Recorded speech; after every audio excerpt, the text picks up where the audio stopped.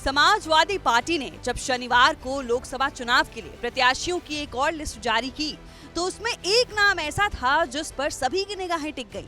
वो नाम अखिलेश के चचेरे भाई धर्मेंद्र यादव का था। कयास लगाए जा रहे थे कि इस सीट से अखिलेश यादव खुद चुनाव लड़ेंगे या फिर वो शाह आलम उर्फ गुड्डू जमाली को चुनाव लड़ाएंगे, जिन्हें हाल ही में अखिलेश ने समाजवादी पार्टी में शामिल कराया था। लेकिन अखिलेश ने एक बार फिर से धर्मेंद्र यादव को आजमगढ़ के चुनावी रण में उतारा है, जिसके बाद सवाल ये पूछा जा रहा है कि जो धर्मेंद्र यादव 2022 में इसी सीट पर हुए उपचुनाव में हार चुके हैं, तो फिर हारे हुए प्रत्याशी को अखिलेश ने क्यों उतारा? तो इसके पीछे अखिलेश की बड़ी चाल है। अखिलेश यादव बीजेपी से अपना पुराना हिसाब बराबर करना चाहते हैं। दरअसल अखिलेश यादव बीजेपी से 2022 में हुए उपचुनाव की हार का बदला लेना चाहते हैं।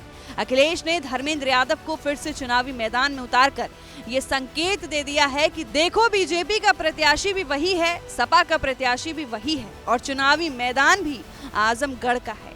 आजमगढ़ को जीतने के लिए अखिलेश अब वो गलती नहीं दोहराना चाहेंगे जो उन्होंने उपचुनाव के दौरान की थी। अखिलेश ने इस लड़ाई को जीतने के लिए एक काम सबसे अच्छा किया है और वो है शाह आलम उर्फ गुड्डू जमाली को सपा में शामिल कराना। गुड्डू जमाली उपचुनाव में बसपा के प्रत्याशी थे। उन्हें जितने वोट मिले थे वो सपा की हार का सबसे बड़ा कारण बताया गया था। तो अखिलेश ने किया ये कि गुड्डू जमाली को सपा में ही शामिल करा लिया। अब समझिए पिछले चुनाव में किसे कितने वोट मिले थे। बीजेपी के मौजूदा सांसद दिनेश लाल यादव उर्फ निरहुआ को पिछले चुनाव में 3,12,768 वोट मिले थे। सपा के धर्मेंद्र यादव को 3,04,089 वोट मिले थे। वहीं शाह आलम उर्फ गुड्डू जमाली को 2,66,210 वोट मिले थे। इन आंकड़ों से समझा जा सकता है कि गुड्डू जमाली को इतने वोट मिल गए कि वहां मुस्लिम वोट ट्रांसफर हो गया, जिसकी वजह से बीजेपी के दिनेश लाल यादव इस चुनाव में जीत गए थे।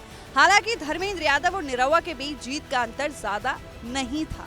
अब अखिलेश को किसी भी तरह यहां बीजेपी को हराना है। इसके लिए अखिलेश ने सबसे पहले गुड्डू जमाली को सपा में शामिल कराया, उन्हें भरोसा दिलाया कि उनके लिए पार्टी अच्छा करेगी, जिसके बाद अखिलेश ने उन्हें एमएलसी का प्रत्याशी बनाया। सपा ज्वाइन करते समय जमाली ने भी कहा था कि मरते दम तक वे सपा में रहेंगे।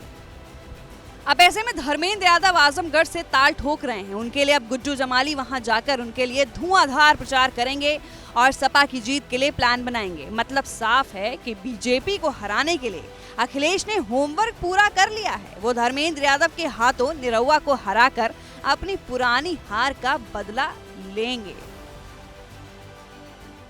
भारत की बात रोहित सिंह सावल के साथ सिर्फ एबीपी न्यूज पर।